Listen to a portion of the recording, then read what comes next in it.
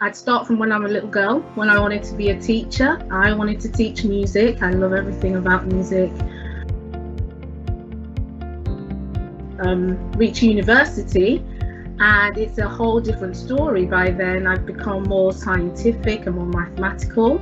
So my first degree was in management science, and then I returned to complete my MSc in computing.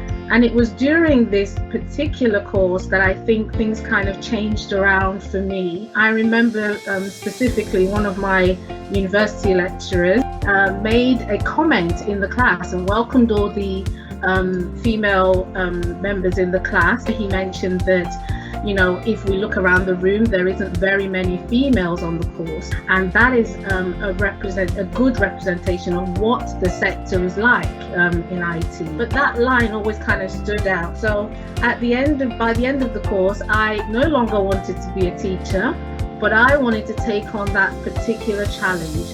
I wanted to change the view that had been given not just to my lecturer, but I assumed to others as well. And that's that we're not well represented. On finishing my MSc, I did join what is now known as TBA Leicester. We're part of Konecranes. I continue to work with the company up until today. So I've been here with the company now over 13 years altogether. To my shock, I was then offered the position of Offshore Delivery Manager last year in May. And I say to my shock because that was the position for me that really showed me we've come a very long way in terms of diversity and inclusion. Also, I do remember back to that one line that I did meet my lecturer a few years later, and I was able to say, yes, you know, I do work in IT. I am part of the representation of women, and I find it as a very, very practical and a fulfilling role in my life as well.